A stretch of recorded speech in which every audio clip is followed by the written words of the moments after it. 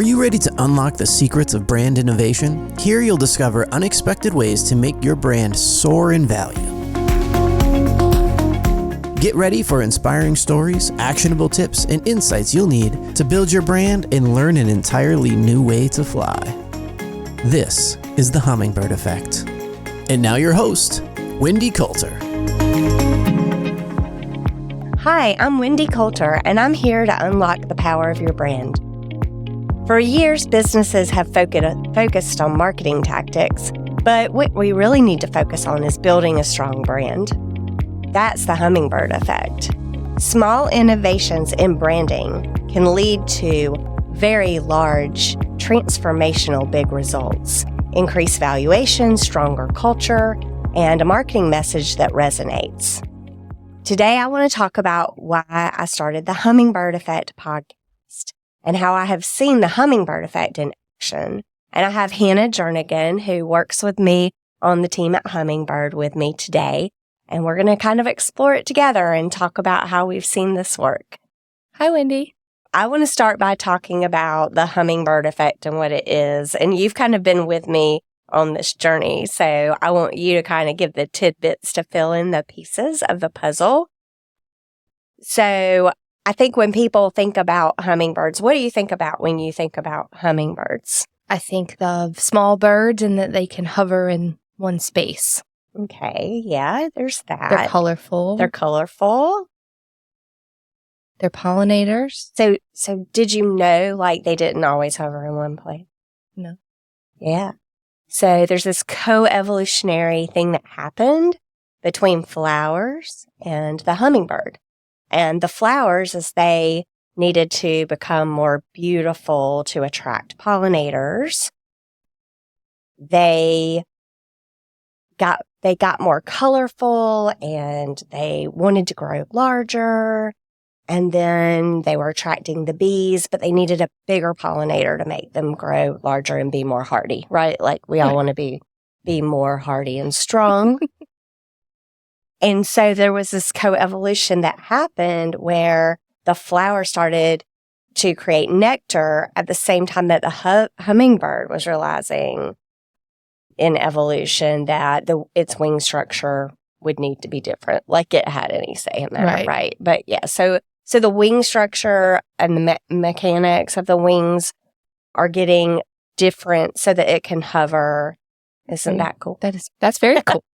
So as I started learning about this, I started thinking about marketing and how, businesses have all these different places where they need to grow and change. Then I started thinking about how different companies have kind of evolved different pieces of their business over time that might not seem connected together. But like the hummingbird and the flower, they have this co-evolution happening. So you mentioned that this had you thinking about marketing. How does it relate to marketing in your world? Small changes that you make in one area can lead to really big changes in another area. Often we get caught up in the daily grind. We're trying to do all of these tactics. We're chasing trends. We're launching campaigns. We're trying to measure results as well as we can. But oftentimes just a really seemingly insignificant change in a marketing tactical plan can lead to a major shift in other areas of the business, like a slight adjustment to a message that all of a sudden, because maybe it relates to core values or another piece of your strategy, might really make an impact on the way that affects not only the results of the campaign, but maybe how your employees view the business and how they engage with the business, which is completely separate from the goal. So it's not all about the gimmicky and flashy creations that you see everyone make. It's the small changes that you can do. Right. As a matter of fact, I think it's almost always the small changes that help other people really understand your brand essence, that can help really cultivate lasting connections. It can lead to a business having more value. It's kind of amazing what can really happen and how things that are disconnected all of a sudden come onto the same. So I think my goal for you as the listener of this podcast is to listen and learn from not only my insights, but the guest on the podcast experience. Learn to notice when a shift is needed and act on it in whatever small way you can. I always say in the office, eat the elephant one bite at a time. And I really believe that baby steps are the best way to success. Why are you so passionate? Well, I just said baby steps. So that's kind of part of my philosophy. And, for many years, there was this idea that you had to have these long, detailed plans in business in order to be successful. And I do 100% believe in strategy. But I think the hummingbird effect and understanding its power is really cool because you don't need this long, detailed plan. You need to have a good idea of where you want to go and what strategies you think will get you there. But you can make very small tweaks along the way and really lead to big outcomes. I also love it because we get to embrace innovation. Our clients get to embrace innovation and really seek out inspiration from things that came before. One of the cool things about the hummingbird effect is it's based on evolution. And so where you are today is different than where you were a year ago. And thinking about that journey and how you can just tweak something small instead of, always doing it the same way. So the hummingbird effect is all about innovations and how innovations can make an impact. And then I think the other cool thing is we're really, really focused at Hummingbird on differentiation. And the hummingbird effect really plays out well as you start to really recognize differentiation. And that comes in the form of core values and things that you've done in the past and you've realized maybe they didn't work and you're looking at competitors and you want to change something. Just those fine tweaks along the way. Hey listeners, if you're enjoying the Hummingbird Effect, there's a special treat just for you. The team has put together a free downloadable resource that maps out 20 reasons why having a branding strategy is essential for your business. It's packed with valuable insights that help you understand the power of effective branding. Don't miss out. Download it now by visiting the website hummingbird-creative.com or checking the link in the show notes. What are some examples we all can relate to in terms of seeing results of the hummingbird effect in major brands? I've got a few examples that I think are really cool. The first one is Lego. And I think in order for us to really start to understand the hummingbird effect, we want to look at the past, the history in the world, and how it led to, some innovations that touched other areas. And so I think the obvious one with Lego is that construction has been a thing, right? We build things. Humans build things. We love that. And so construction led to an idea for a children's toy, led to Legos, led to robotics being integrated and things being used that relate to Legos for team building. You see how all these different pieces and parts that really weren't related originally are touching each other. And that's an example of the hummingbird effect. Okay, so it's a very simple starting point that then leads to a bigger evolution, and you don't necessarily know that that's happening. Exactly. Okay. Are there other examples? Apple is one we can all relate to. And, you think back to there were vacuum tubes. And then in 1947, there was the invention of the transistor. And then there were, really big mainframe computers. And then there was the idea of a personal computer, right? We had two big players competing with each other in that space for a while. And then we saw a social impact that kind of led Apple into this branding space, right? Where we've got iPod, iPad, iPhone, and all those ancillary products. And I think that's a wonderful example of a hummingbird effect. Another idea, do you run or walk or? I wish I was a runner. Oh, yeah, me too. But I own running shoes. Do you own running shoes? I do. I own a lot of running shoes. Okay, so do your running shoes have like a waffle pattern on the bottom of them?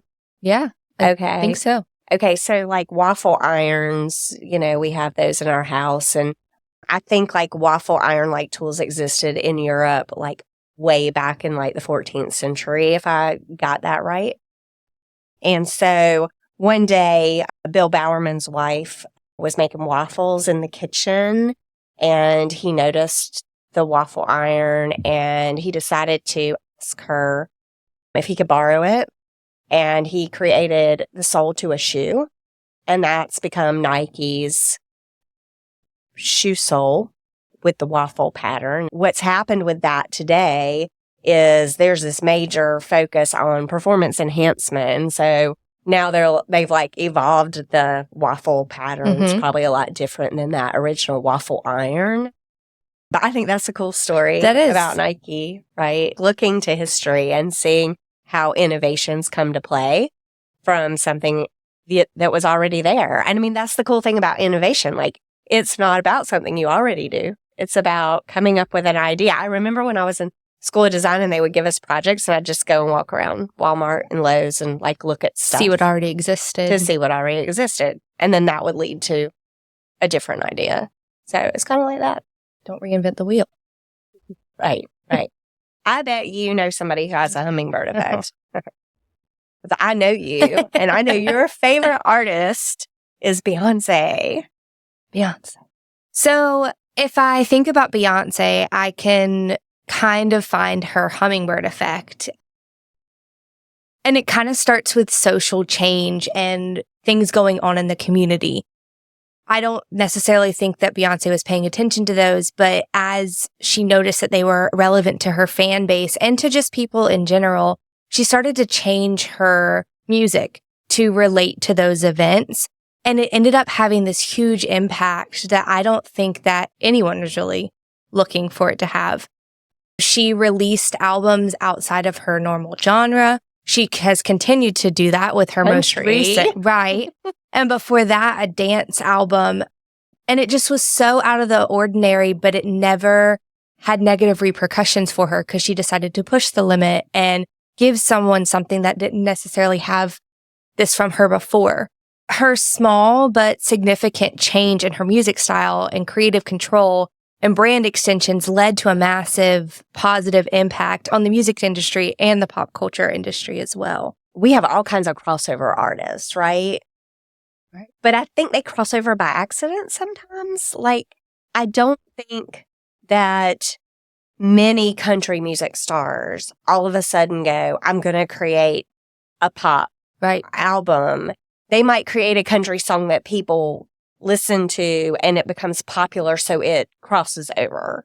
But Beyonce has made like really direct decisions to do what she does. Those impacts that she can make with those different communities is pretty cool. She changed her already stable brand. She even herself said, this is not a country album, this is a Beyonce album. And if you compare it to Garth Brooks in the 90s, he decided to release a completely different style of music away from his normal country. He changed his look, he released it, and people really rejected it. Do you even remember that coming out? Not really. Okay, exactly. So he tried to do something a little too much rather than making a small change to his brand and staying true to his values. And when Beyonce did it in this example, it really resonated with her people and she was able to be successfor with it. Can I talk about my favorite? You can. Okay, I'm not wearing purple today. Maybe I wore the wrong That's a big suit hint for the podcast. So, Prince is my favorite artist. And I feel like he's had a hummingbird effect too. From a musicality standpoint, he made these little tweaks. He even made, the tweak to his brand that was huge when he went to the cymbal and then back. And the style that he brought to the table, that funk style that we never saw. He was, doing things that were gender fluid, and he was doing things that really broke a mold at a time, not necessarily today, at a time long before the conversations we have today. he was like pushing those boundaries, the impact on fashion and giving people a voice was really a part of his Hummingbird Effect. They were genuinely themselves and always have been, but a small change in the shirts or pants that Prince wore or the background music in a song that Beyonce releases resonates with their people in way more impactful ways than they could have imagined. But all they did was follow their true brand and their values to get them to where they're going. And made just small tweaks along the way that Right. made a huge impact outside of maybe what they expected. So taking us back to marketing and the business world, I love working with our clients to find these small changes that will make a monumental impact in their brands. I think that our team is really good at that. Yeah, they are. And I think as we think about our clients as business leaders, like all they need to do with us as their marketing partner is share what's going on. And then we help find these little tweaks that can be made along the way. And so any advice, like the main piece of advice that I would give brands that are looking to achieve a hummingbird effect is to like really share what you're doing with your agency or with any partner that you're working with on your marketing. What kind of changes are you making internally? And I think brands forget to do this communication. Like we have to dig it out so much sometimes, right? Like what's the sales team doing that works? What's a culture committee doing that might be really cool to promote on the marketing side? Something that they were working on. It was like a jumping off point for us to create a hummingbird effect. Another piece of advice is to not always stick with the status quo. And that's what we have to help our clients notice as well. Because even when something is working, that small change can make you stand out to your customers, to who you're trying to market to. So that's important. And that's also how you would find your hummingbird effect. Exactly. So I encourage you to subscribe to this podcast and join us as we learn about other hummingbird effects so you're empowered and encouraged to search for your own. Thank you. Thanks for listening to The Hummingbird Effect with Wendy Coulter. We hope you found this episode valuable. Please be sure to rate and subscribe wherever you get your podcasts. To learn more or to work with Wendy and her team, go to hummingbird-creative.com.